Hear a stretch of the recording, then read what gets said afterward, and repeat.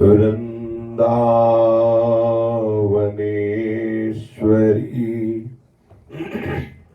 तवैव पदारविन्दम् प्रेमामृतैकमकरन्द रसोघपूर्णम् हृद्यर्पितं मधुपते स्मरतापमुग्रम् निर्वापयत् परमशीतलमाश्रयामि निर्वापयत् परमशीतलमाश्रयामि। श्रीमद् श्री वृंदावन धाम की जय। श्री वृंदावन श्री वृंदावन श्री वृंदावन श्री वृंदावन प्राण वृंदावन जीवन वृंदावन सर्वस्व वृंदावन श्री वृंदावन। श्री राधा वल्लभ लाल की जय। भक्तन के शुभ गुण चरित जो सुनी है चितलाए ताके भक्ति बढ़े घनी अरु हरि हो ही सहाय।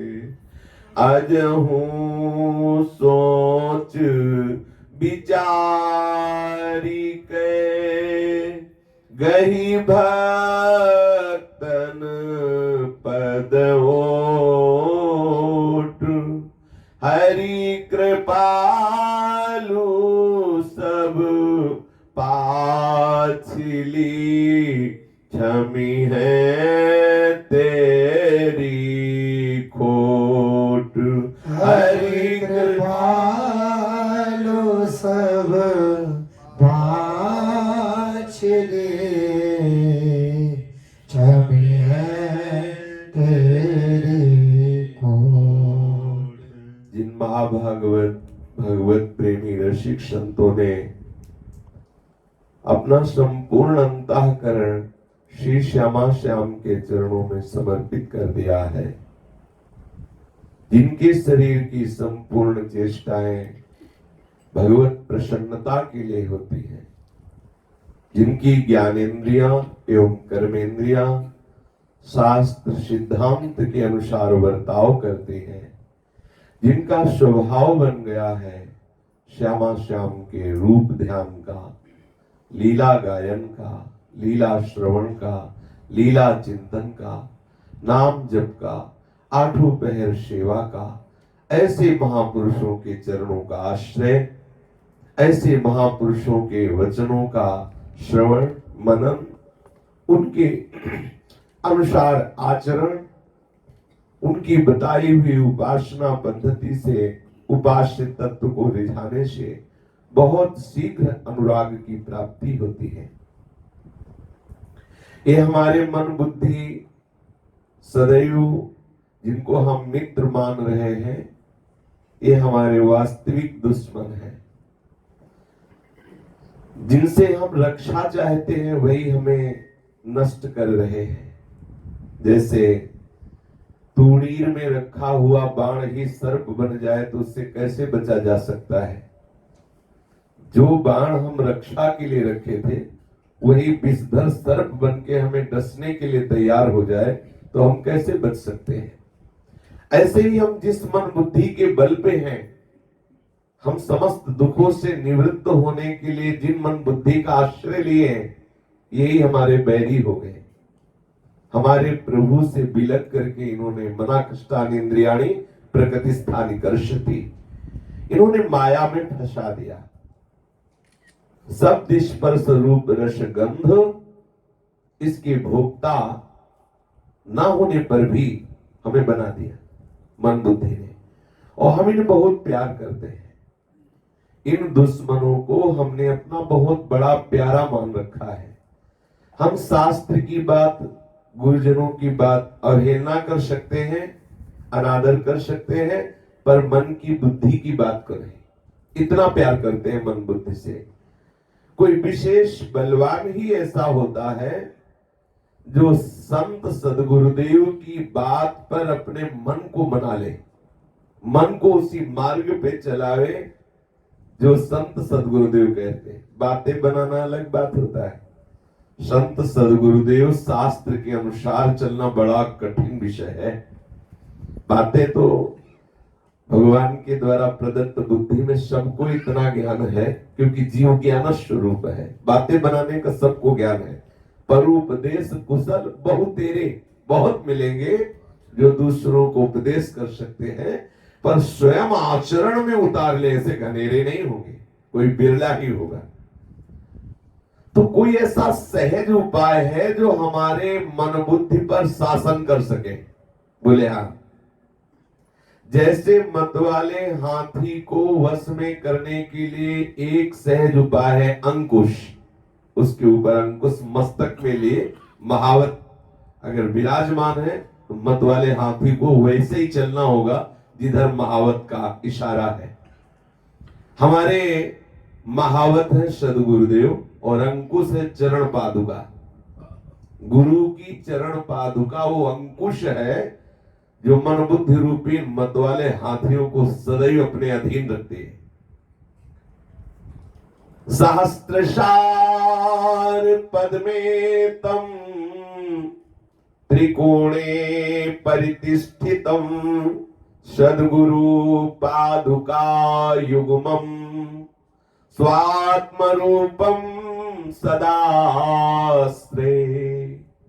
सद्गुरु पादुका युग्मम स्वात्मरूपम सदास्त्रे। जो सदैव सदगुरुदेव की युगल पादुका का अपने हृदय से आश्रय लेते हैं और मस्तक पर पधराते हैं। यह एक कमल है मस्तक में, सहस्त्रशार कमल, ब्रह्मरंध जिसे कहते हैं। जैसे हाथी के ऊपर अंकुश कहाँ रखा जाता है? पीठ में नहीं, ठीक मस्तक पर, तो हाथी शासन में हो जाता है, महावत के अधीन हो जाता है। ऐसे सद्गुरु पादुका युग्मम, क्या है पादुका? बोले स्वात्म रूपम, सद्गुरुदेव का आत्मस्वरूप कृपा प्रसाद साक्षात पादुका के रूप में है। सदाश्रय, जो गुरुदेव की पादुका का सदैव आश्रय लेते हैं बड़े भाग्यशाली जन होते हैं। हमने एक संत भगवान के दर्शन किए थे ब्रह्मावर्त बिठूर में। गुरु की लंगोटी से गुरु की पादुका अपनी छाती पे बांधे रहते थे सदैव। इतने में मूंज में एक लंगोटी लगाए हुए थे और ऐसे पादुकाएं छाती पे बांधे हुए थे। गुरु की लंगोटी से ऐसे पादुका, दर्शन से ही निहाल हो जाओ, ऐसी मूर्ति, परम पवित्रता झलकती थी रोम रोम से। छाती पे जो गुरु की चरण पादुका बांधे हुए हैं, कितना प्यार है गुरुदेव के चरणों से। और जिसे गुरुदेव के चरणों से प्यार है, कौन सा ज्ञान विज्ञान, कौन सी सिद्धि, कौन सा उसके अंदर जो देवी संपदा का सद्गुण है बाकी रह सकता है, सब आ जाएगा। जे गुरु चरण रेणु अनुरागी ते लोकहु बेदहु बड़ भागी। जे गुरु चरण रेणु सिर धरहि ते जन सकल विभव बस करहि। श्री गुरुदेव भगवान की चरण रज से चिन्हित जो पादुका है, उस पादुका को जो मस्तक पर धारण करते हैं, प्रतिष्ठितम जो विराजमान करते हैं, निश्चित वो पादुका अंकुश का कार्य करती है। उस उपासक के मन बुद्धि को असत मार्ग से जाने से रोक करके और दिव्य चिदानंद मार्ग का अनुयायी बना देती है मन बुद्धि को। गुरु की पादुका की कितनी अपार महिमा है, इसका वर्णन नहीं किया जा सकता। बोले निस्से संबर तलम यदि पत्रिका स्यात् शब्दार्णवी यदि समेत्य मशी भवित्री वक्ता सहस्रवदनः पुरुषः स्वयं चेत् लिखेत रंग पादुकयोर प्रभाव। पादुका के प्रभाव का वर्णन यदि आकाश जैसा कागज हो, चाहे जहां जाओ आकाश आपको दिखाई देगा।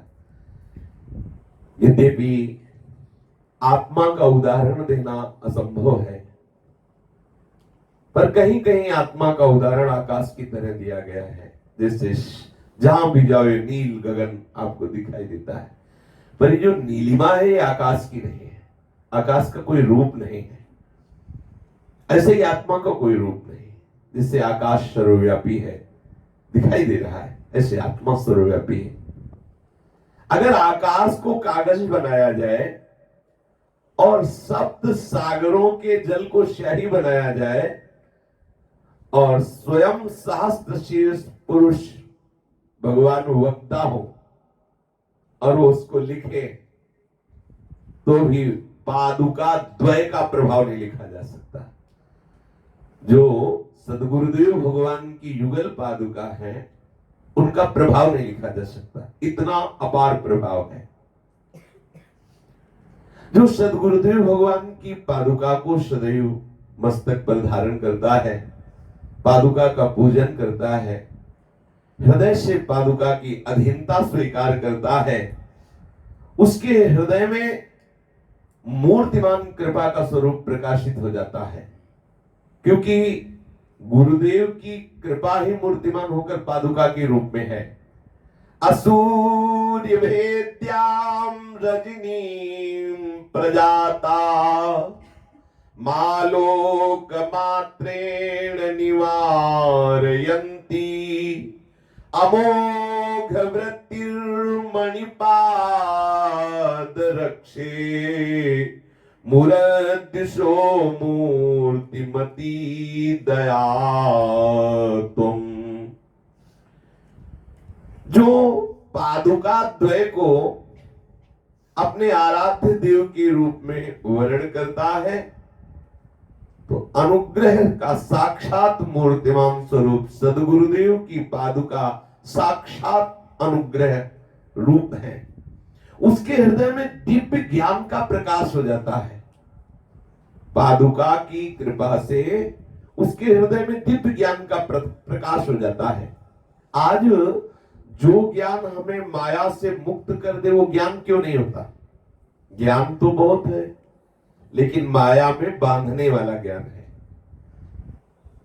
ज्ञान का तात्पर्य है एकमात्र सच्चिदानंद प्रभु के सिवा कुछ और जो नानात्व है वो न दिखाई देना। अभी बात हम सच्चिदानंद प्रभु के ज्ञान की करते हैं, लेकिन आसक्ति हमारे कंचन कामिनी कीर्ति में, तो हुआ ना ज्ञान बांधने वाला। ज्ञान का तात्पर्य है देह भाव से रहित होकर स्वरूप में स्थित हो जाना। लेकिन हमारी जितनी चेष्टाएं हैं उस शरीर धरा से है, तो वो ज्ञान अज्ञान ही तो हुआ। वो विशुद्ध ज्ञान क्यों नहीं होता जो अज्ञान तिमिरांधस्य ज्ञानांजन शलाकया। वो ज्ञान का प्रकाश हो जाए, ज्ञान का नाश हो जाए, वो केवल गुरु चरण सेवक के हृदय में होता है, जो गुरु चरणों की सेवा में होता है।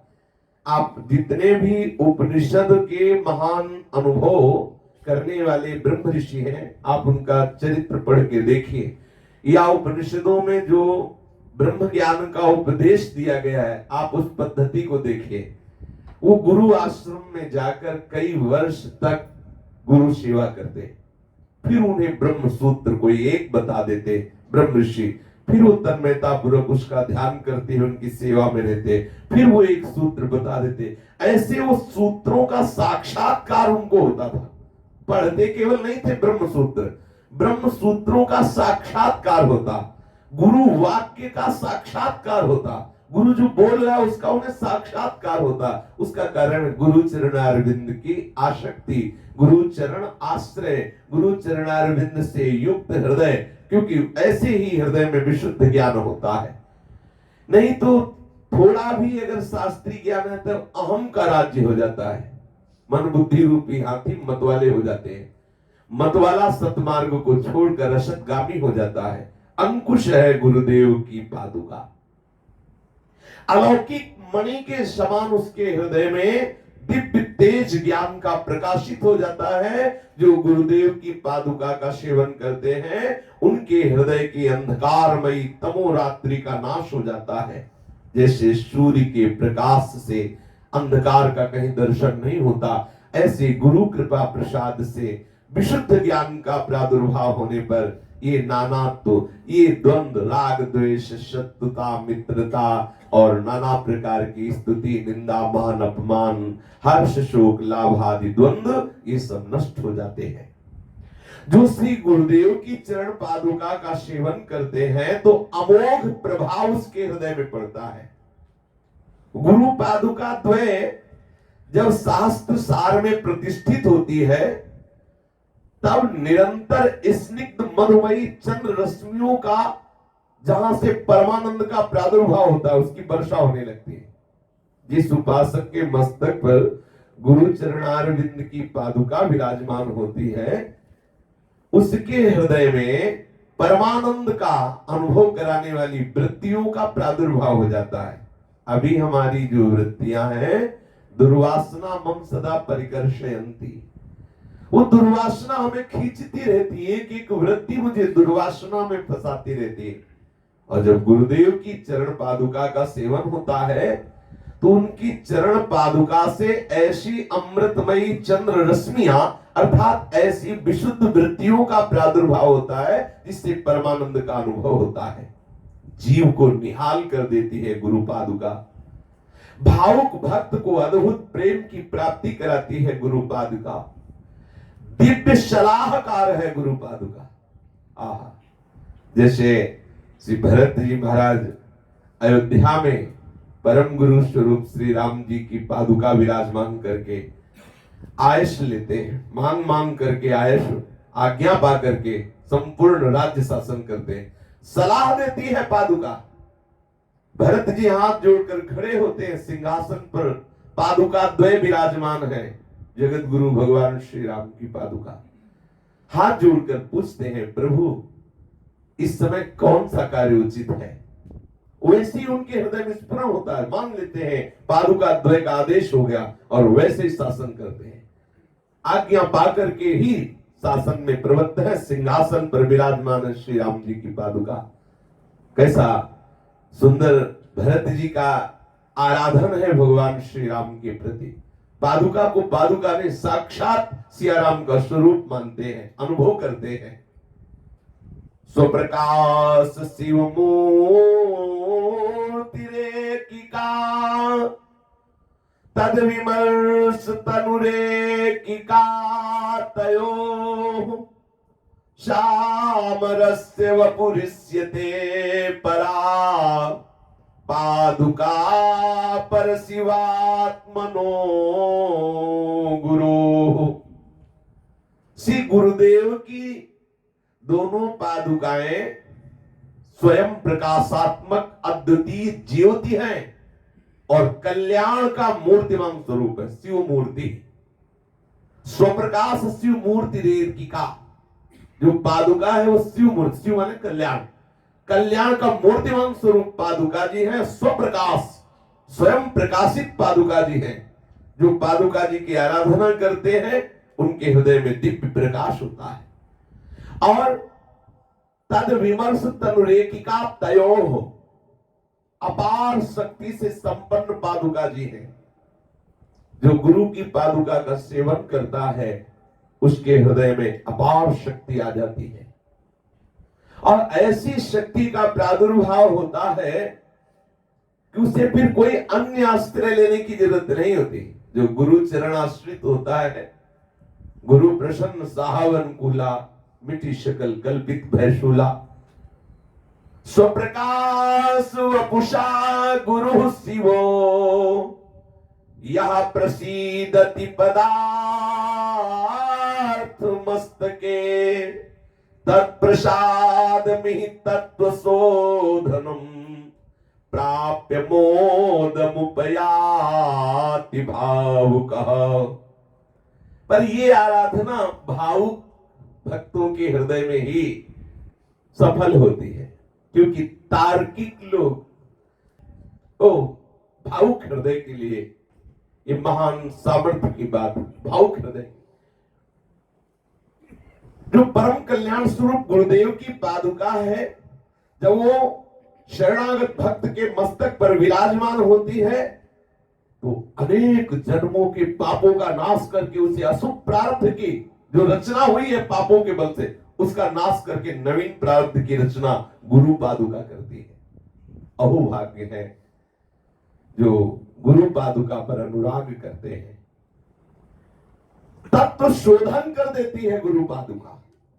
ये जो 24 तत्वों का संघात आप देख रहे हैं, स्थूल सूक्ष्म शरीर कारण शरीर, ये सब अपवित्र हो चुके हैं। मलिन वासनाओं का चिंतन करते हुए ये सब अपवित्र हो गए हैं। तत्प्रसाद में तत्व शोधनम, गुरुदेव की युगल पादुका जो मस्तक पर धारण करते हैं तो 24 तत्व पावन हो जाते हैं। जिन 24 तत्वों के संघात से ये स्थूल शरीर, सूक्ष्म शरीर, कारण शरीर पवित्र हो जाते हैं।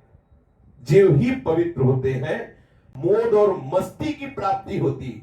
प्राप्य मोद मुपयाति भावुका, अद्भुत भाव का प्रादुर्भाव होता है, अद्भुत मोद का प्रादुर्भाव होता है, और अपार मस्ती इसके हृदय में जागृत होती है जो गुरु चरणों की पादुका का सेवन करते हैं। पादुकोपासना, पर ये उन्हीं के हृदय में बात समझ में आएगी जो भाग्यशाली है। नहीं तो हम प्रभु के श्री विग्रह में भगवत भाव कर सकते हैं,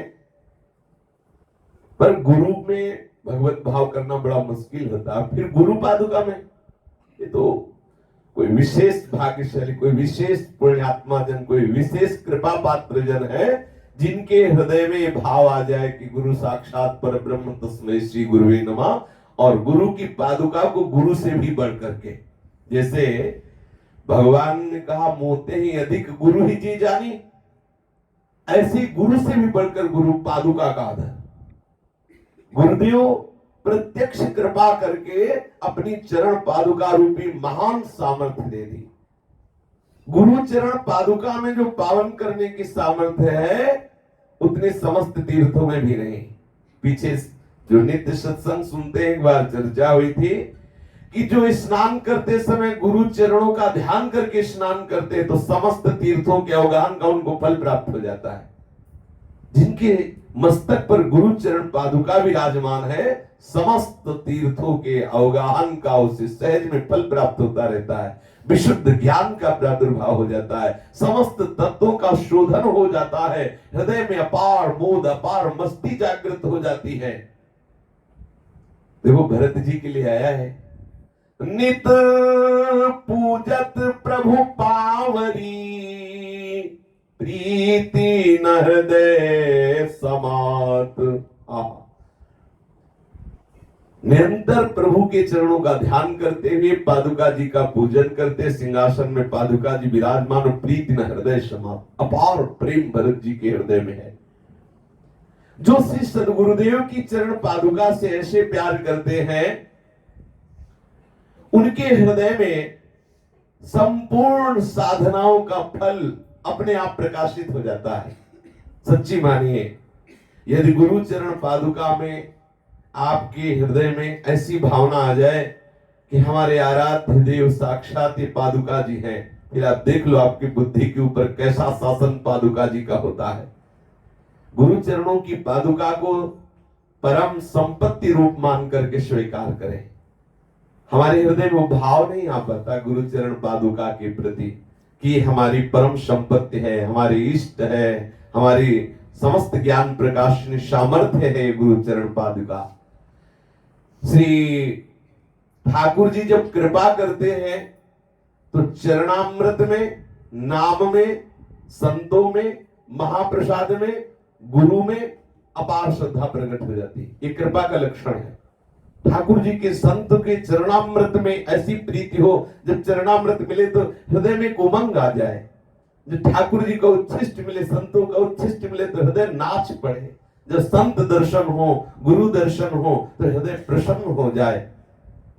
ये भाव नहीं आते। हम देखते कि जैसे श्री राधा वल्लभ जी में चरणामृत बढ़ता है तो ऐसे उन्हें दिखाई देता है किस भाव से कैसे ले रहे हैं।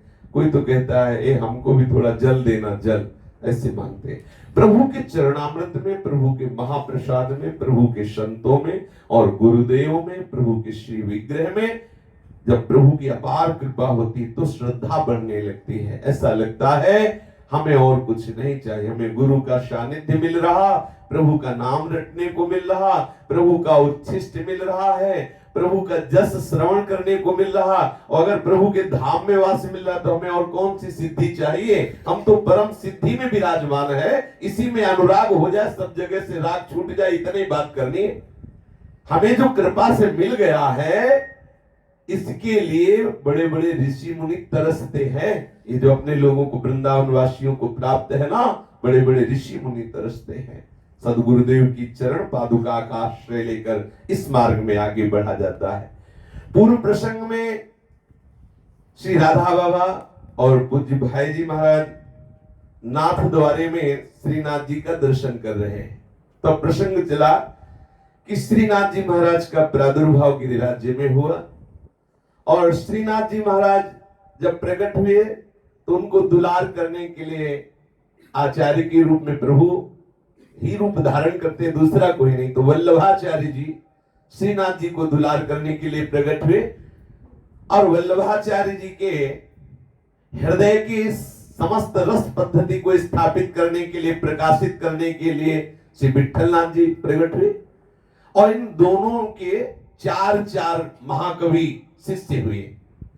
श्री सूरदास जी, श्री कुंभन दास जी, श्री परमानंद दास जी, श्री कृष्णदास जी, ये श्रीमद वल्लभाचार्य जी के शिष्य हुए। श्री नंददास जी, श्री चतुर्भुज दास जी, श्री गोविंद दास जी, श्री छीत स्वामी, ये श्री विठलनाथ जी गोसाई जी के शिष्य हुए। बड़े आनंद में ब्रजवासियों को ठाकुर जी डुबोते थे। श्रीनाथ जी महाराज बड़ा आनंद ब्रज में फैला हुआ था। गिरिराज जी की तलहटी में भीड़ लगी रहती, ब्रजवासियों के ऐसा दुलार करते श्रीनाथ जी को, श्रीनाथ जी दुलार करते ब्रजवासियों को। पर यहां ब्रज से कैसे भाग गए ठाकुर जी? यहां से क्यों चले गए? यहां क्या कमी थी जो चले गए? एक समय ऐसा आया कि ये मुगल जो शासक थे ये बड़े अत्याचार यहां प्रकट किए। अब भगवान ही उनकी ऐसी बुद्धि करते हैं, क्योंकि सबके शासन करता तो प्रभु ही है। अगर वो ना चाहे तो ऐसा कैसे हो, लेकिन उनका ये लीला विलास चलता रहता है। कभी दैवी संपदा का यश तो कभी आसुरी संपदा का वर्धन, कभी नाना प्रकार के सद्गुणों से संपन्न व्यक्तियों की जय होती तो कभी उन्हें रौंद दिया जाता है, पराजय होती। ऐसी लीला चलती रहती है। भारत के मुगल कालीन शासक बाबर से लेकर औरंगजेब तक का इतिहास इस बात को प्रमाणित करता है कि भारत में जो हमारे सनातन धर्म है उसकी बड़ी अवहेलना की गई। इस मुगल शासन के द्वारा बड़ा अत्याचार किया गया। श्री गोसाई विठलनाथ जी के समय एक सम्राट की बेगम थी बीबी ताज। वो श्रीनाथ जी से बड़ा प्यार करती थी और भी बड़े भक्त थे, तानसेन, बीरबल, टोडरमल आदि। कई मुसलमान भक्त भी उस समय हुए, रसखान जी, मीर जी, अहमद आदि, जो बड़े श्री कृष्ण के अनन्य भक्त हुए। ऐसे भक्त हुए जिनके लिए हमारे, लेकिन उस समय जो बादशाही थी वो हमारे सनातन धर्म के खिलाफ ही थी। शासकों में जब औरंगजेब शासक बना, बादशाह बना, तो अत्यंत क्रूर और राक्षसी स्वभाव का था, असहिष्णु था। धर्म के नाम पर जजिया कर अथवा मृत्यु दंड देना उसका सिद्धांत था। धर्मानुयायियों का धर्म परिवर्तन करना उसका शौक था। हिंदू धर्म का विनाश करना उसका व्यसन था।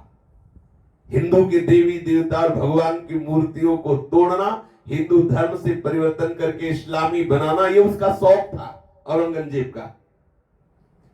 जी, उसकी आज्ञा पालन करने के लिए हर समय तैयार रहना होता है। जो भी गांव नगर के सेवक, प्रधान आदि, अगर उसकी जरा भी आज्ञा खंडित हुई कि उसी समय मृत्यु दंड, दूसरा दंड नहीं। हिंदुओं के लिए कठोर शासन उसका था। और जहां देखता कि यहाँ बहुत से धर्मावलंबी मिलकर के यहाँ आराधना करते हैं, वहां आदेश कर देता है, मंदिर को विध्वंस कर दो, मूर्तियों को विनाश कर दो, जो रोके उसको मार दो। ऐसा औरंगजेब का शासन। जब श्रीनाथ जी का यश फैला और उसके कान में पड़ा कि गिरिराज जी की तलहटी में श्रीनाथ जी विराजमान है गोवर्धन गिरी के समीप, और बहुत से हिंदू भक्त जन आनंदित होते हैं, बड़ा वैभव भी है। महाप्रभु वल्लभाचार्य के परम आराध्य ब्रजजनों के प्राण प्रिय श्रीनाथ जी के विग्रह के विनाश की आज्ञा कर दी औरंगजेब ने। जाओ उस मंदिर को नष्ट कर दो, विग्रह को नष्ट कर दो, जो भी संपत्ति वहां से लूट लाओ, छीन लाओ। और मुगलों का शासन, जब शासन करता ही यदि नष्ट करने में उतारू हो जाए तो उसे कौन रोक सकता है। अच्छा, हमारे ब्रज के जितने भी ठाकुर हैं सब लाडली लाल दुलारे सुदर्शन चक्र वाले तो है नहीं कि डट के सामना करे, तो भागना ही पड़ेगा। अब गोस्वामी परिकर ने विचार किया, श्रीनाथ जी सब ठाकुर भागे थे ब्रज से, सब ठाकुर। बिहारी जी महाराज बहुत वर्षों तक बिहार वन में छुप के रहे, घोर जंगल बिहार वन। राधा वल्लभ लाल जी 100 वर्ष तक काम वन में रहे, किसी को पता नहीं लगने दिया कि ठाकुर जी वहां। राधा सब ठाकुर प्राय इधर उधर, क्योंकि उसने जब श्रीनाथ जी पर आक्रमण किया तो पूरे ब्रजमंडल में जहां जो ठाकुर मिले विनाश करो और मारो। हजारों सिद्धों को कटवा दिया, हजारों सिद्धों को। जो ही ये पता चला कि सूचना मिली, विठलनाथ जी के सामने एक सेवक ने आके कहा कि बचाओ श्रीनाथ जी को, नहीं तो औरंगजेब ने आदेश कर दिया है कि मंदिर को विध्वंस कर दिया जाए, मूर्ति तोड़ दी जाए। उनके लिए तो मूर्ति है, श्रीनाथ जी कोई मूर्ति थोड़ी है, साक्षात ठाकुर है, प्रगट ठाकुर है। कोई ऐसा थोड़ी कि किसी मूर्तिकार ने रचना की, स्वयं गिरिराज जी में प्रकट हुए। प्रारंभ में चर्चा हुई थी। श्री दामोदर जी एवं उनके काका श्री गोविंद जी, श्री बालकृष्ण जी, श्री वल्लभ जी, ये श्रीनाथ जी को लेकर के भागना ही निश्चित समझा। आपस में किया कि छोड़ करके भागा जाए, क्योंकि अपने पास ना इतनी सेना है ना ऐसा। अच्छा, उनके लाला है। अब ये नहीं कह रहे भगवान सब देख लेंगे, यहाँ ये भाव नहीं, यहाँ भाव कि हमारे प्रभु हमारे लाला है और मुसलमान छुए, मुसलमान कष्ट पहुंचाए, ऐसा ठीक नहीं। मुगल शासन बड़ा कठोर शासन। समस्त संपत्ति, धन, स्वर्ण पात्र ये सब वहीं छोड़ दिए मंदिरे में।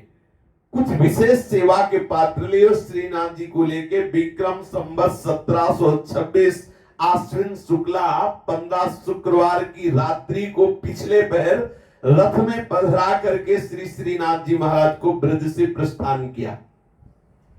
श्रीनाथ जी का स्वरूप ब्रज में 177 वर्ष तक रहा। श्रीनाथ जी अपने प्राकट्य संवत 1549 से लेकर संवत 1726 तक ब्रज में सेवा स्वीकार करते रहे। श्रीनाथ जी के जाने के पश्चात औरंगजेब के जो सैनिक, वहां से आदेश हुआ था श्रीनाथ जी को लेकर रात्रि में निकल गए, सब सोना संपत्ति सब वहीं छोड़ दी, प्रधान सेवा के छोटे छोटे पात्र लिए। उधर सेना आई और यहाँ कुछ ब्रजवासी जो प्राणपंथ श्रीनाथ जी को प्यार करते थे, उनको लगा दिया कि आप यही मंदिर की रखवाली में, क्योंकि बहुत धन संपत्ति सेवा सामग्री थी श्रीनाथ जी की। अब वो मुगल शासक आए और मंदिर को नष्ट करने लगे। गिरिराज पर्वत पर सेना चढ़ गई। उस समय मंदिर की रक्षा के लिए बड़े बलवान ब्रजवासी सैकड़ों की तादाद में खड़े थे कि हम गर्दन कटा देंगे, लेकिन इस म्लेच्छ सेना को अंदर प्रवेश नहीं होने देंगे श्रीनाथ जी के मंदिर में। उनको था कि श्रीनाथ जी को छुपा दिया जाए और जहां ये लोग चले जाएंगे फिर बुला लिया जाएगा। बड़ी वीरता दिखाई ब्रजवासियों ने, लेकिन इन आक्रमणकारियों का सामना असंभव है करना, क्योंकि वो सब अस्त्र शस्त्र, और अब ब्रजवासियों के पास क्या, बोलते बोलते लाठी डंडा यही सब हो और कोई, और वो तो मुगल शासन, उनके पास तो हर अस्त्र शस्त्र। ब्रजवासियों ने बड़ी वीरता दिखाई, लेकिन सब के सब मारे गए। सब ब्रजवासियों को मुगल सैनिकों ने काट के फेंक दिया। उस समय मंदिर के दो जलधारियों ने बड़ी वीरता का परिचय दिया, लेकिन वो भी मारे गए। आक्रमणकारियों ने मंदिर को तोड़ना प्रारंभ कर दिया, मंदिर को तोड़ के विध्वंस कर दिया, सब सामग्री लूट ली और वहां एक मस्जिद बनवाई, जहां श्रीनाथ जी का मंदिर, वही मस्जिद निर्माण करवाया। म्लेच्छों के इस विषय व्यवहार के अत्याचारों से ब्रजवासी बहुत दुखी हुए और सूचना दी आचार्य वंश को कि श्रीनाथ जी को लेकर दूर हो जाओ, यहां वापस की बात ही मत सोचो। पूरा श्रीनाथ जी का मंदिर विध्वंस कर दिया गया है, सैकड़ों की तादाद में ब्रजवासियों की हत्या कर दी गई है और सब वो लूट ले गए संपत्ति, और वहां मस्जिद निर्माण करा रहे हैं। अब श्रीनाथ जी को लेकर के मेवाड़ की ओर प्रस्थान करना पड़ा। जब ये सूचना मिली श्रीनाथ जी मेवाड़ पधारेंगे, बहुत पहले भविष्यवाणी श्री गोसाई विठल नाथ जी ने द्वारिका यात्रा जाते समय मार्ग में वीरभूमि मेवाड़ के सिहाड़ नामक स्थान को देखकर अपने शिष्यों से कहा था कि एक दिन यहां श्रीनाथ जी विराजमान होंगे। बहुत पहले ही कह दिया था। गोवर्धन से श्रीनाथ जी के स्वरूप को लेकर रथ के आगे सभी लोग चल रहे थे आगरे की तरफ। एक बड़े बूढ़े बाबा, बड़े भगवत भक्त थे, जिनका नाम महादेव भगत था।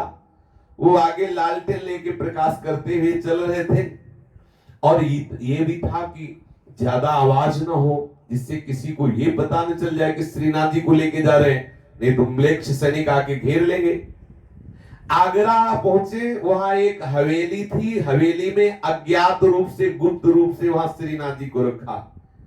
यहां से कार्तिक शुक्ला 2 को पुनः लक्ष्य विहीन यात्रा पर चले, मतलब मार्ग में नहीं, कोई जान न सके कि श्रीनाथ जी को ले जाया जा रहा है।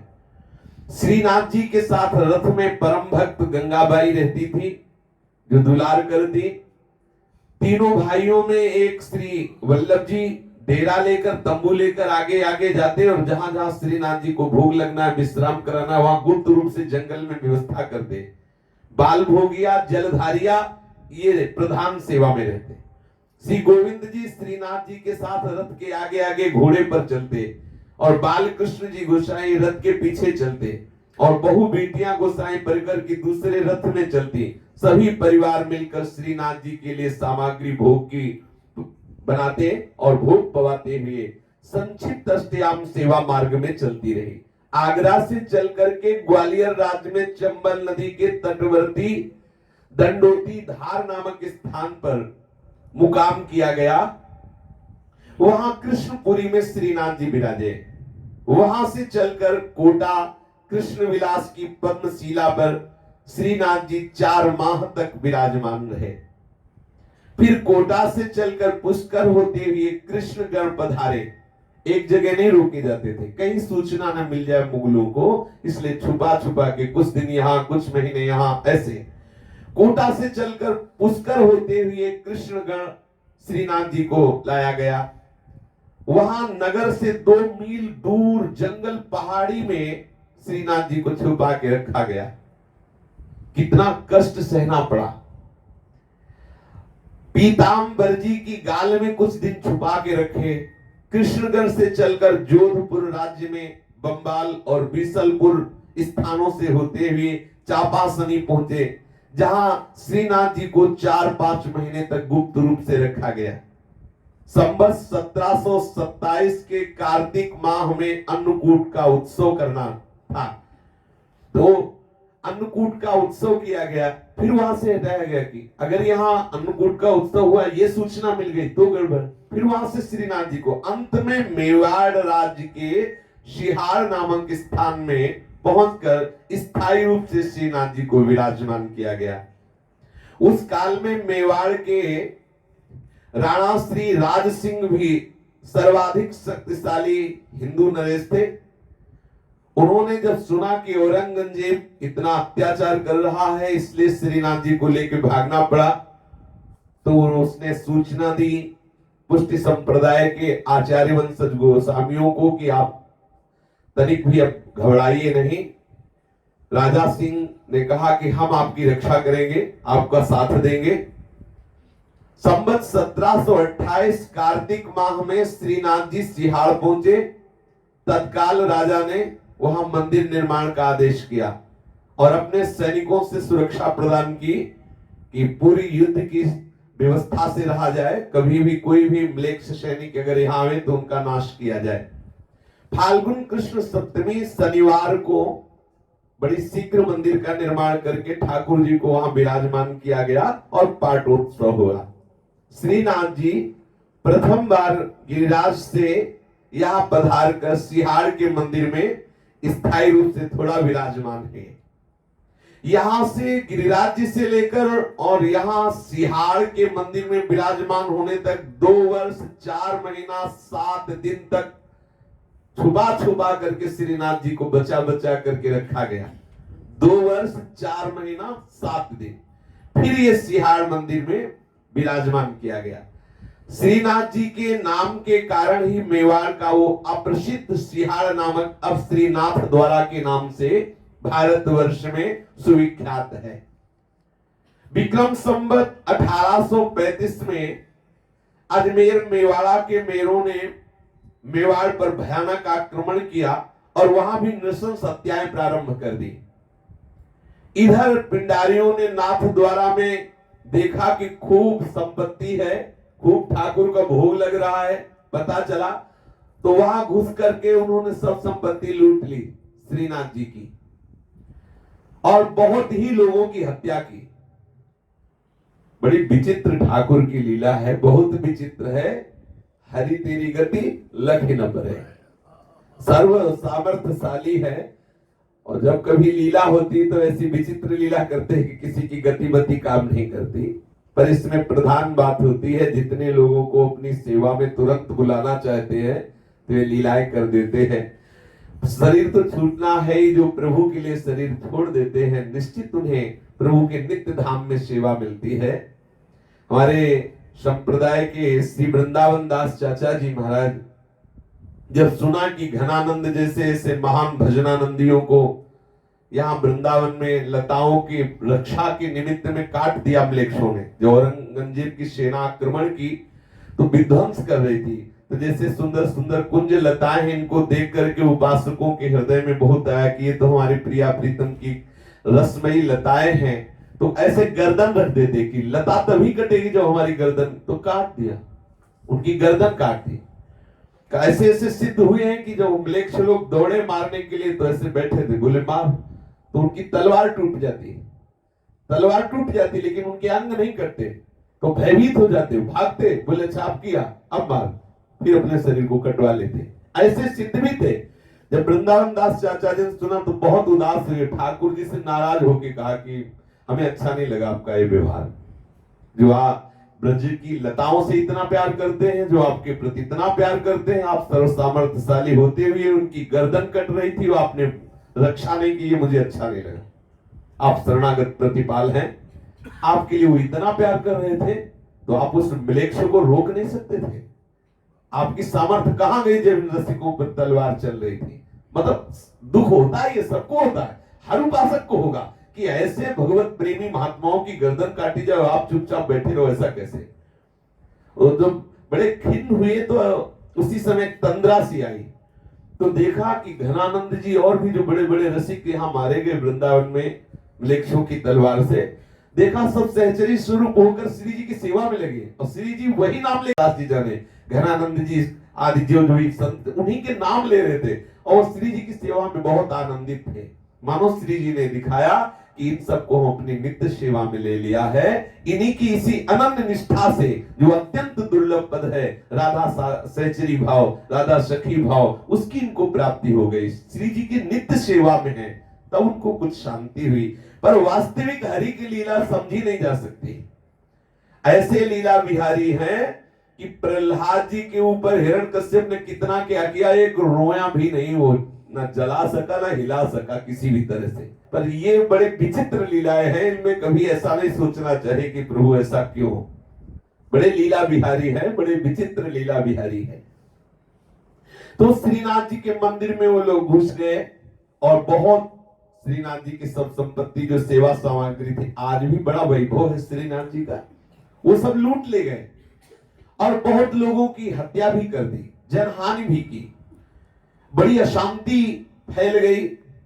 विक्रम संवत 1858 में दौलत राव सिंधिया से पराजित होकर जसवंत राव होलकर यत्र तत्र भटकता हुआ मेवाड़ भूमि के समीप आ गया, परंतु सिंधिया की सेना उसे खोजती हुई नाथ द्वारा पहुंची। अनवरत युद्धों की विभीषिका के मध्य भी नाथ द्वारा का अनुपम वैभव देखकर उसने कहा गोस्वामी से कि 3 लाख रुपए स्वर्ण मुद्राओं की तुरंत व्यवस्था की जाए, नहीं तो श्रीनाथ जी को भी हानि पहुंचा देंगे। उसने सोचा कि इनसे जितना भी धन ले सके। अब गोस्वामी परिकर ने तत्काल 3 लाख स्वर्ण मुद्राओं की व्यवस्था की अपने लाला की रक्षा के लिए, कि श्रीनाथ जी की हानि नहीं होनी चाहिए किसी तरह। जब 3 लाख स्वर्ण मुद्राएं दे दी, तब उसने फिर उसका मन मचल उठा। वैसे तो वापस हो जाना चाहिए था, इसीलिए 3 लाख स्वर्ण मुद्राएं दी थी, वापस हो जाएगा, लेकिन नहीं हुआ। उसने फिर जो और भी स्वर्ण आदि संपत्ति थी वो सब लेने की चेष्टा की।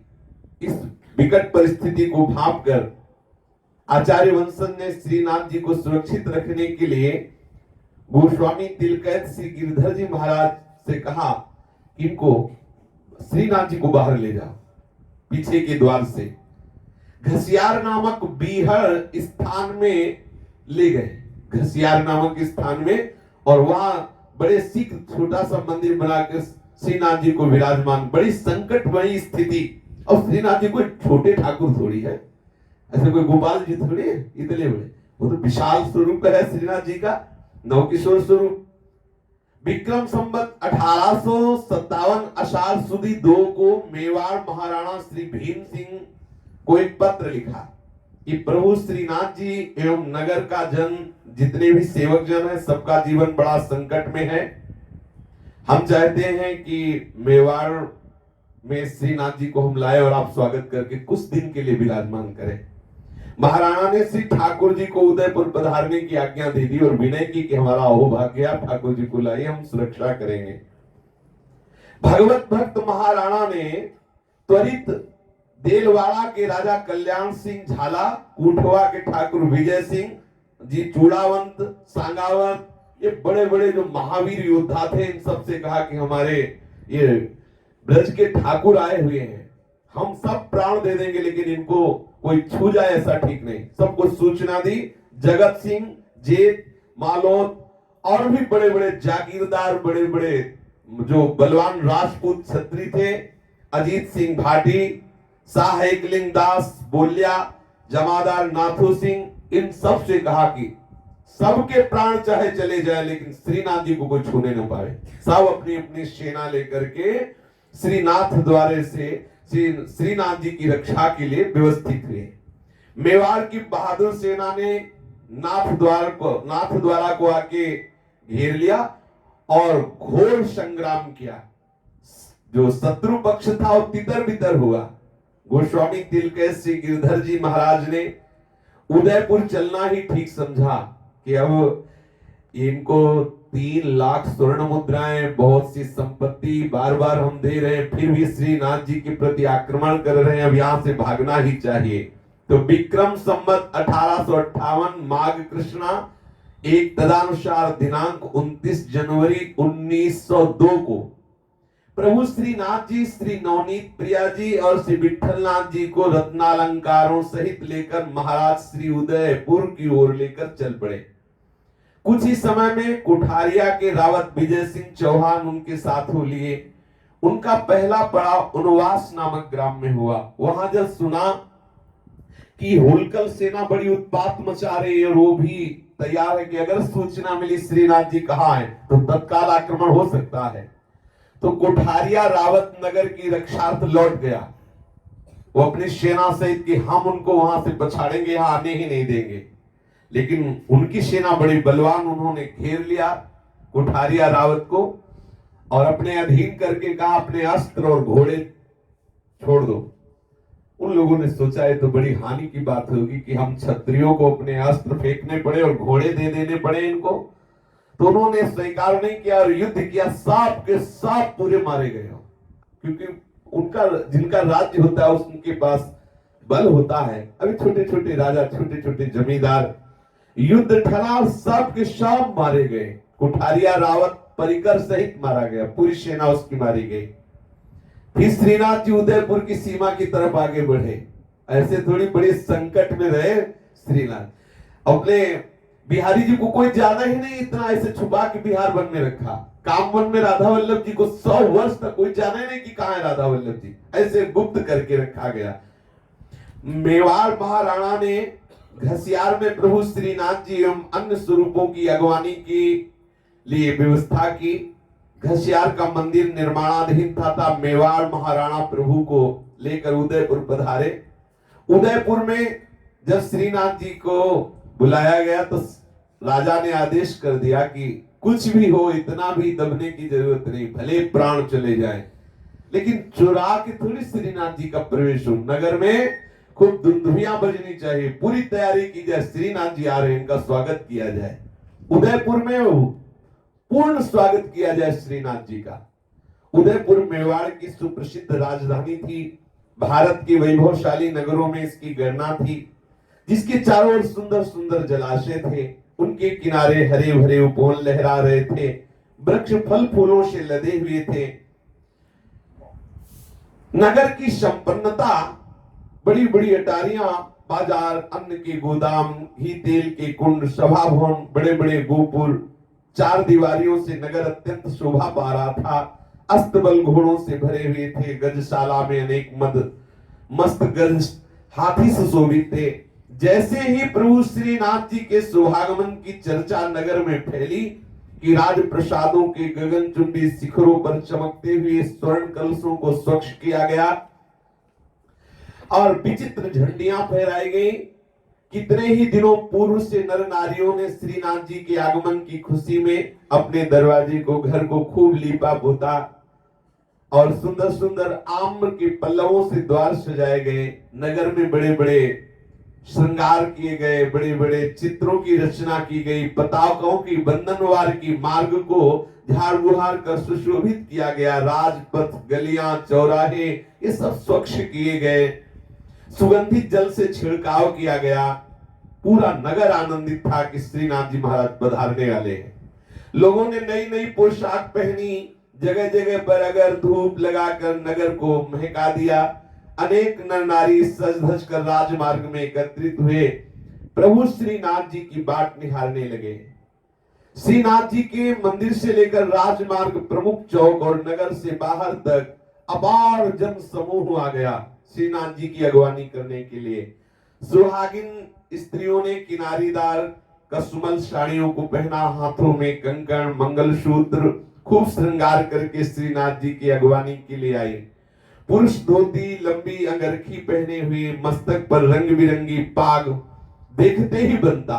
नौजवान सुगठित शरीर और उन पर उपरने लहरा रहे थे, पैरों में सोने के लंगर पहने हुए थे और वृद्ध मनुष्य रजत धवल दाढ़ियां अत्यंत गौरवान्वित हो रहे थे। बड़ा महोत्सव मनाया जा रहा था। राणा शोभा यात्रा में यथावत अपने अपने स्थान पर खड़े हुए वीरों को सावधान किया कि देखते रहना कहीं कोई विपक्ष का ना आ जाए जो हमारे श्रीनाथ जी को तनिक भी कष्ट पहुंचावे। बिल्कुल बजा दिया गया, सब लोग सतर्क हो गए, रास्ते में पुष्प बिछा दिए गए। महाराणा भीम सिंह पहले से ही श्रीनाथ प्रभु के स्वागतार्थ नगर के प्रमुख द्वार पर खड़े थे। शोभा यात्रा के अग्रभाग में अश्व पर नगाड़ा बज रहा था, उसके पीछे हाथी पर उदयपुर महाराणा का निशान, उसके पीछे कई सुसज्जित मतवाले हाथी अल्हड़ चाल से चल रहे थे, इनके पीछे सोने चांदी के आभूषणों से युक्त इठलाते घोड़े, इनके बाद महाराणा के अनेक शस्त्रधारी अद्वितीय योद्धा एक एक कदम पर पंक्तिबद्ध होकर चल रहे थे। बड़ा स्वागत हुआ श्रीनाथ जी का। उदयपुर का प्रसिद्ध बाजा इस समय अपनी मधुर आवाज से सभी दर्शकों को आत्म विभोर कर रहा था। इसके पश्चात गोपाल निशान को लिए हुए ब्रजवासी अश्वों पर सवार होकर श्रीनाथ जी को घेरे हुए चल रहे थे। उसके पीछे गोस्वामी जी की स्वयं की सेना कदम पे कदम बढ़ा रही थी श्रीनाथ जी की सुरक्षा में।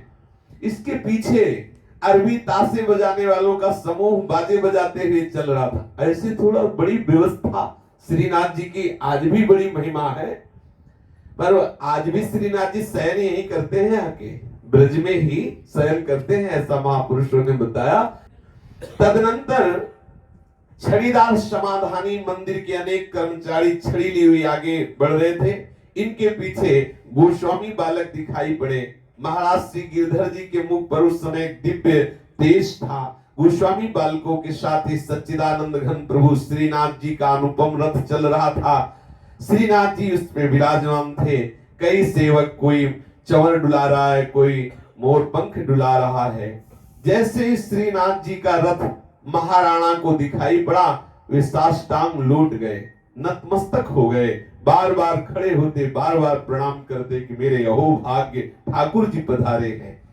जय जयकार की तुमुल हर्ष ध्वनि हुई, सारा नगर आनंदित हो रहा है श्रीनाथ जी महाराज के पधारने पर। महाराणा सही समय पर रथ के साथ सम्मिलित हो गए और स्वयं श्रीनाथ जी का चंवर ले लिया और चंवर डुलाने लगे। श्रीनाथ जी के रथ के पीछे नवनीत प्रिय ठाकुर जी, उसके पीछे श्री विठलेश राय जी ठाकुर जी ये रथ पे चल रहे थे। इनके पीछे नाथ द्वारा नगर की असंख्य महिलाएं चल रही थी। उनके धूल धूसरित मुखड़े पर पसीने की बूंदें दिखलाई पड़ रही थी। उनमें से कई ने मस्तक पर टोकरे ले रखे थे, अनेकों की गोदी में छोटे छोटे बच्चे किलोल कर रहे थे। महिलाओं के बाद नाथ द्वारा के कई संभ्रांत नागरिक चल रहे थे। इनके बाद अनेक बैलगाड़ियों जिन पर सामान लदा हुआ था, सबके भोजन का। इस यात्रा में सबसे पीछे महाराज के जो रक्षक थे वो सांगिनी अर्थात ऊंटनी पर सवार होकर दूर से कतारें बांधे हुए चौकन्ना होकर देखते हुए सुरक्षा करते हुए चल रहे थे। और इस प्रकार बड़ी भीड़ में श्री गिरिराज धरन की जय हो, श्री गिरिराज धरन की जय हो, ऐसे नारे लग रहे थे। बड़ा जोर से उद्घोष हो रहा था और प्रभु का रथ धीरे धीरे आगे बढ़ रहा था। सड़कें, छतें, दुकानों पर दर्शनार्थी खचाखच भरे, सब पुष्पांजलि वर्षा करते, पुष्प वर्षा करते। परमानंद का अवसर, भक्तों के आंखों में आंसू बहते, कुछ स्तवन करते, कुछ आनंदोन्मत्त होते और कुछ विचार मगन थे कि कहीं कहीं तो ऐसा सुख दे रहे हो, किसी किसी को कटवा के फेंकवा रहे हो। बड़ी विचित्र लीला है। कोई कोई विचार मग्न थे, देखो यहाँ सब कितने प्रफुल्लित हो रहे और कितने ऐसे जो इन पे समर्पित थे और उनको बाहरी लीला बड़ी विचित्र ठाकुर की। जैसे श्री गोवर्धन धरण प्रभु श्रीनाथ जी का रथ राजा के महल के समीप पहुंचा, मेवाड़ की महारानियों ने प्रभु श्रीनाथ जी का स्वागत किया। उस समय अद्भुत रूप लावण्य से संपन्न और बहुमूल्य वस्त्रालंकारों से सुसज्जित थी। राजमहिषी ने मुट्ठी भर भर कर स्वर्ण मुद्राएं प्रभु पर बरसाई। कुछ जो रानियां वो चांदी के सिक्के बरसाए, ऐसे स्वर्ण और चांदी की वर्षा की श्रीनाथ जी के ऊपर। मंथर गति से धीरे धीरे रथ आगे बढ़ रहा था। 7 घंटे तक धीरे धीरे रथ बढ़ता रहा, उत्सव होता हुआ। जहां श्रीनाथ जी को विराजमान करना था वहां मंदिर तक पहुंचे श्रीनाथ जी। बड़ी धूमधाम के साथ रथ की आरती उतारी गई। रथ में ही श्री कृष्ण स्वरूप प्रभु श्रीनाथ जी के सबने दर्शन किए। जिस समय प्रभु श्रीनाथ जी के दर्शन खुले उस समय भक्तों में अपार आह्लाद देखते ही बनता था। प्रभु श्रीनाथ जी के उदयपुर पहुंचने पर एक लघु मंदिर में प्रभु विराजे। उसके बाद वहां भी नाथ द्वारा के समान ही मंदिर का निर्माण तत्काल कराया गया। श्री नवनीत प्रिय प्रभु श्रीनाथ प्रभु के साथ थे। श्री विठलेश राय प्रभु थोड़ा अलग मंदिर उनके लिए प्रतिष्ठापित किया गया। प्रभु के साथ यहाँ फाल्गुन, चैत, वैशाख, जेठ, आषाढ़, श्रावण और भाद्रपद और अश्विन एवं कार्तिक की दीपावली व अन्नकूट आदि के उत्सव यहाँ संपन्न हुए। परंतु वो सेना धीरे धीरे पता चल गया कि यहाँ श्रीनाथ जी का उत्सव मनाया गया, श्रीनाथ जी हैं। वो सेना फिर बढ़ती हुई आगे आ पहुंची। महाराणा भीम सिंह ने उसे पुनः लौट जाने तथा उदयपुर को कोई हानि न पहुंचाने के लिए कर रूप में समस्त राजमहल का स्वर्णिम जो भी आभूषण, सिक्का, जो भी मोहरे सब दे दिए कि हम तुम्हें जितना भी हमारे पास धन सब देते हैं, लेकिन वापस चले जाओ, ना तो नगर में हानि पहुंचाओगे ना श्रीनाथ जी को। हीरे जवाहरात आभूषण सब दे दिए, ऊपर से 3 लाख स्वर्ण मुद्राएं और फिर मंगा के दी। लेकिन ये अर्थ पिपासु राक्षसों को शांति नहीं हुई। उन्होंने ये सब लेने के बाद भी मेवाड़ में आज्ञा कर दी कि यहां सब विनाश मचाओ। प्रजा को लूटा जाने लगा, मारा जाने लगा, अत्याचार। महाराणा के सूरवीर योद्धा उनसे भिड़ गए। देखते ही देखते युद्ध के प्रलयंकारी दृश्य दिखाई पड़ने लगे। ऐसी विषम अवस्था। अब फिर प्रभु श्रीनाथ जी के लिए जहां आनंद मंगल मच रहा था, फिर भागना पड़ा। फिर वहीं घसियार के एकांत जंगल में श्रीनाथ जी को ले गए। कितना विषम परिस्थिति गोस्वामी परिकर को। फिर श्रीनाथ जी को लेकर वहां से भागे। उदयपुर में प्रभु श्रीनाथ जी 10 माह 9 दिन विराजे। तत्पश्चात घसियार में सुदृढ़ दुर्गनुमा मंदिर बन जाने के बाद श्रीनाथ जी प्रभु को वहां से ले गए। घसियार सुंदर पर्वती उपत्यका में हरितिमा लिए हुए भयानक स्थान था, जहां सबका सहज में प्रवेश नहीं होता था, इसलिए वहां गुप्त रूप से श्रीनाथ जी को रखा गया। यहां कोई एकाएक नहीं पहुंच सकता, सहज में जिसकी गति न हो ऐसा वो स्थान था। गोस्वामी तिलकैत श्री गिरधर जी महाराज ने तत्काल व्यवस्था की 15 लाख रुपया लगाकर श्रीनाथ जी का मंदिर बनाया। अब वो पूर्ण रूपेण निर्मित हो, उस समय का 15 लाख। कितना धन से बार बार लूटे जाते थे श्रीनाथ जी के आसपास सब संपत्ति। जहां श्रीनाथ जी जाते थे वहां लूटना जरूर होता था, क्योंकि पता चल जाता था इतना उत्सव बधा हुआ था, फिर सैनिक जन आते लूट लेते। अब प्रभु को वहीं पधराना उचित समझा गया। नंदनंदन प्रभु श्रीनाथ जी अब घसियार पधारे और अपने दुर्गाकार मंदिर में विराजमान हुए। देखते ही देखते घसियार नाथ द्वारा हो गया। मंदिर के चारों ओर गली मोहल्ले चौराहे बनने लगे। नित्य नए आनंद व मनोरथों की झड़ी लग गई और खूब नगाड़े बजने लगे, जय घोष होने लगे, भक्त आनंदित होने लगे। घसियार का जलवायु सबू को अनुकूल नहीं हुआ। वहां का पहाड़ी पानी प्रभु श्रीनाथ जी की सेवा के योग्य नहीं था। यहां तक कि विपरीत वातावरण से आचार्य तिलकैत श्री गिरधर जी महाराज के 3 पुत्र कुछ ही वर्षों में परलोक सिधार गए, क्योंकि ऐसी अनुकूल वायु न मिलने से, जल न मिलने से, व्यवस्था न मिलने से अत्यंत सुकुमार उनके 3 पुत्र परलोक सिधार गए। अतः महाराज ने अपने चतुर्थ पुत्र श्री दाऊ जी को प्रभु श्रीनाथ जी के चरणों में डाल दिया। करुणा वरुणालय प्रभु श्रीनाथ ने तुरंत अपना दायां श्रीहस्त दाऊ जी के ऊपर रख दिया और अभय वर दिया। इसके साथ ही फिर श्रीनाथ जी को कूच करने की आज्ञा प्रदान की आचार्य चरण ने कि यहां से भी ले चलो श्रीनाथ जी को। इस प्रकार 1 वर्ष उदयपुर, 5 वर्ष घसियार वास करने के पश्चात विक्रम संवत 1964 में प्रभु श्रीनाथ जी दलबल सहित अनेक भक्तों को साथ लेकर युद्ध भूमि हल्दी घाटी के अरण्य मार्ग को पार कर खमनोर होते हुए पुनः नाथ द्वारा पहुंचे। लेकिन श्री विठल नाथ जी प्रभु श्रीनाथ जी संग नहीं पधारे। वे उदयपुर में सीधे विक्रम संवत 1858 में कोटा पधार गए। जब गोस्वामी तिलकैत श्री दाऊजी महाराज ने विक्रम संवत 1878 में प्रभु श्री नाथ जी में द्वितीय शब्द स्वरूपोत्सव किया, तब वो कोटा से पुनः श्री विठलेश राय जी नाथ द्वारा आए और अपने मंदिर में विराजे। तभी से आज तक इस नगर को पावन किए हुए श्री नाथ जी महाराज विराजमान है, जहां राधा बाबा और भाई जी दर्शन कर रहे हैं। नाथ द्वारा जो श्रीनाथ जी महाराज विराजमान हुए, तब पुनः वहां सजा, जो वृक्षों के द्वारा उजाड़ दिए गए थे, पुनः भवन बने। श्रीनाथ जी महाराज की कृपा से कुछ ही दिनों में पूरा नगर सुसज्जित हो गया। बड़े आनंदित हुए। महाराणा भीम सिंह ने देखा कि प्रभु श्रीनाथ जी आनंद पूर्वक नाथ द्वारा पधार गए हैं। उन्होंने बहुत संपत्ति लगाकर श्रीनाथ जी की पुनः जितनी सब सेवाएं थी सब, ऐसे श्रीनाथ जी महाराज अपने ब्रज में प्रकट हुए गिरिराज जी में, और यहां से प्रकट होकर के ऐसी विषम परिस्थिति में नाथ द्वारा पहुंचे।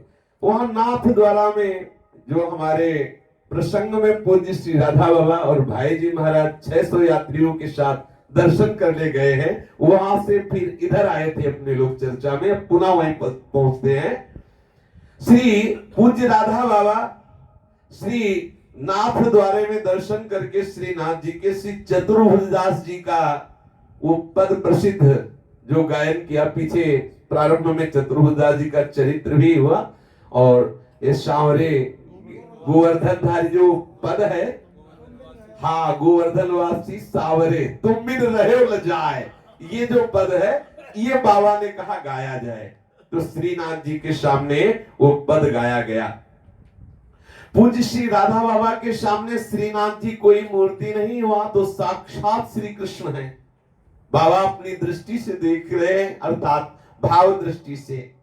श्रीनाथ जी पूज्य राधा बाबा को तो यहां से पहले ही गिरिराज गोवर्धन श्रीनाथ जी इनकी अद्भुत लीला ये सब गोरखपुर में ही देख चुके थे, तो बाबा को पहले ही गिरिराज धर्म के दर्शन हो गए थे श्रीनाथ जी के पहले ही, और उन्होंने शोभा का वर्णन किया था कि ऐसे ऐसे श्रीनाथ जी हैं।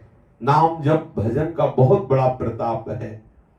परमानंद सिंधु में निमग्न हो करके उनको अपनी धारणा के अनुसार ही देखा कि जैसा पहले भजन के प्रताप से श्रीनाथ जी का दर्शन किया था, वैसा ही श्रीनाथ जी का स्वरूप देख रहे हैं पूज्य श्री राधा बाबा।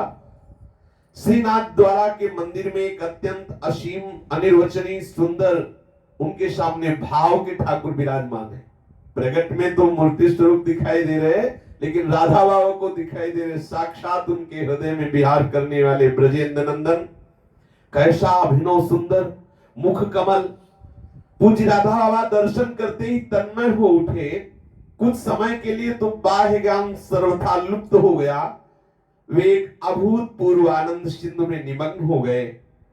अब वो जिधर दृष्टि डालते केवल केवल कोटि मनमत मनमथा स्वरूप श्री लालजू महाराज का, जिधर दृष्टि डालते सर्व दिशाओं में वही दृष्टि गोचर होने लगे।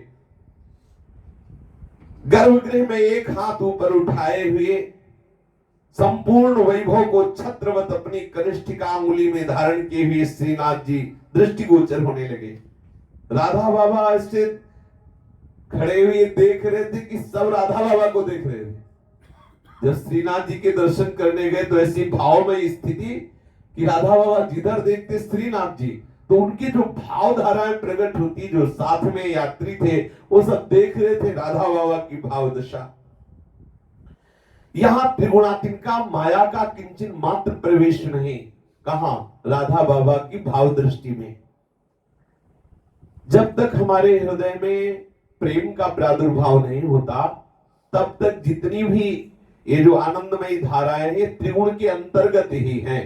त्रिगुणातीत या तो ब्रह्मबोध है और या इससे भी रसमय है भगवत प्रेम, ये त्रिगुणातीत है। नहीं तो आनंद की धाराएं हैं लेकिन त्रिगुण के अंतर्गत है, सात्विक आनंद की धाराएं हैं। त्रिगुणातीत कालातीत एकमात्र प्रेमानंद है या एकमात्र बोध है, आत्मस्वरूप का बोध भी त्रिगुणातीत ही है। अब श्री राधा बाबा श्रीनाथ जी के उस अंगुली पर देख रहे हैं, जो ऐसे हाथ उठाए हुए श्रीनाथ जी है। और विचार कर रहे हैं कि एक हाथ कटी में रखा हुआ है और एक हाथ ऐसे अंगुली किए हुए हैं। आहा, बाबा को दिखाई दे रहा है कि अनादि काल से अनंत काल तक संपूर्ण भक्त समुदाय को आनंद देने के लिए अपने इशारे पर माया को नचाते हैं और अनादि काल से अनंत काल तक अपने भक्तों की रक्षा के लिए कटी पर हाथ रखे हुए तत्काल तैयार है। जैसे होता है कि इंतजार करना, पर देखो कई तरह की रक्षा होती, कभी कभी कटवा के भी रक्षा होती। आपको लगेगा ये क्या रक्षा है, सच्ची मानिए अनंत शरीर तो छूटना ही है। अनंत जन्मों की बिगड़ी बात यदि ऐसे कुछ घटना घट जाती है और हम प्रभु के पास पहुंच जाते हैं तो हमारी विजय हो गई। जिन प्रभु के एक कृपा कटाक्ष प्राप्त करने के लिए बड़े बड़े ऋषि मुनि साधना करते हैं, असुरों को प्रभु वध करके वही पद प्रदान कर दिया। तो यदि कहीं कोई ऐसी घटना दिखाई देती है और लगता है भगवान ने रक्षा नहीं की, सच्ची मानिए प्रभु बहुत कृपाल है। अनंत जन्मों की इसकी बिगड़ी मिटा करके और अपने धाम को, इस शरीर का कोई महत्व नहीं है। अगर ये शरीर अभी छूटता है और प्रभु मिल जाते हैं तो सौदा बहुत सस्ता है। प्राण दिए ये प्रेम न पे है। अप्राकृत गुण राशि के समुद्र है प्रभु, कभी संशय नहीं करना चाहिए। एक बार जब श्री ठाकुर हरिदास जी को कोड़ों से इन मुगलों ने पीटा तो भक्तों के हृदय में प्रश्न था कि महाप्रभु चैतन्य देव भक्ति का साक्षात, प्रेम का साक्षात स्वरूप प्रकाशित कर रहे हैं और एक भक्त मारा जाता है और भगवान बचाने नहीं आते, तो हम कैसे विश्वास कर लें, कैसे विश्वास कर लें कि प्रभु रक्षा करते हैं। यही तो अपराध था कि हरे कृष्ण बोलते थे। कहां गए इनके प्रभु जब कोड़े चल रहे थे 22 बाजारों में। तो यही बात महाप्रभु ने दिखाया। बहुत से भक्त समुदाय के उसमें पूछा कि कहां थे आप जब हरिदास पे कोड़े चल रहे थे, तो देखा कि ठाकुर जी के ऊपर पोशाक हटी और देखा कि सारे कोड़ों के चिन्ह ठाकुर जी के श्रीअंग में बने हुए थे। तब कहा सबको दिखाया कि तुम्हें देखने को लग रहा है कि हरिदास पर कोड़े बरस रहे, लेकिन हर कोड़े की मार ठाकुर सह रहे। प्रत्यक्ष विश्वास कर लीजिए, ये बाहरी बातें कभी इन पर ऐसा भाव ना आ जाए कि कहां ठाकुर जी रक्षा करते। सच्ची मानिए इस पर कभी वृत्ति न जाए। अगर ऐसी कुछ बात भी हो रही तो अनंत जन्मों की बिगड़ी बात बन रही है। ठाकुर जी जिनके नवजलधर के नवांकुर जैसी मृदु सुचिक्कण स्निग्ध परम आकर्षणशील वो कपोल, जिनमें मलय चंदन केसर से युक्त चित्रकारी की गई है, नीलकांत मणि अंकुरों के सदस्य, उनके कानों में सुंदर कुंडल परमोज्वल द्युति दमक रही है। ऐसे श्रीनाथ जी का दर्शन श्री राधा बाबा कर रहे हैं। और खास बात ये होती जब बाबा भाव में होते तो भाई जी स्वस्थ होते एकदम, और जब भाई जी भाव में होते तो राधा बाबा स्वस्थ होते। दोनों महापुरुषों में देखा गया एक साथ कभी दोनों भाव में नहीं डूबते थे। अगर कभी ऐसा होता था तो एक दूसरे को जागृत करते रहते थे। प्रभु की ऐसी लीला थी, जहां कहीं भाव में राधा बाबा डूबते तो भाई जी एकदम स्वस्थ होते, जब भाई जी डूबते तो बाबा स्वस्थ होते। इस समय बाबा डूबे हुए हैं। परम सुंदर श्री लालजू महाराज श्रीनाथ जी के दर्शन कर रहे सब यात्रीजन। आगे की चर्चा फिर कल। श्री राधा वल्लभ लाल की जय। जय जय श्यामा, जय जय श्याम, जय जय श्री वृंदावन धाम। जय जय श्यामा, जय जय श्याम, जय जय श्री वृंदावन धाम। पावन राधे तेरा नाम, पावन राधे तेरा नाम, पावन राधे तेरा नाम, पावन राधे तेरा नाम, पावन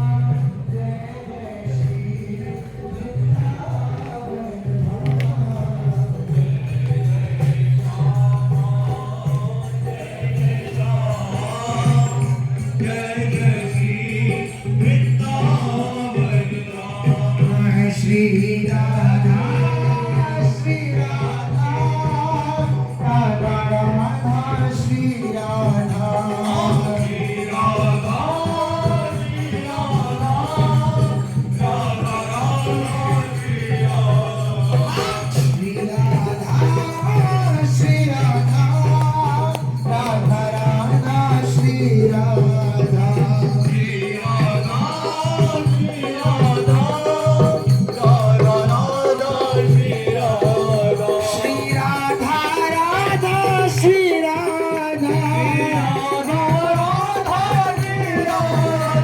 श्री राधा श्री राधा राधा राधा श्री राधा श्री राधा श्री राधा राधा राधा श्री राधा श्री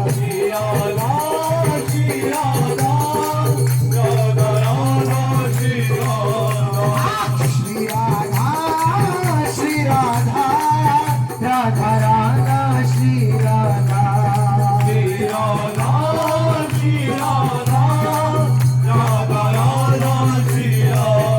श्री राधा राधा श्री राधा श्री राधा राधा श्री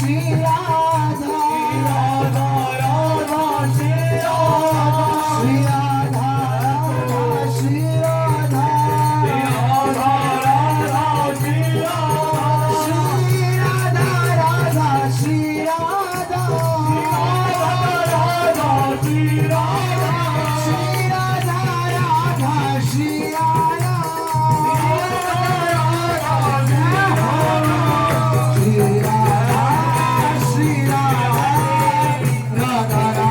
श्री राधा श्री राधा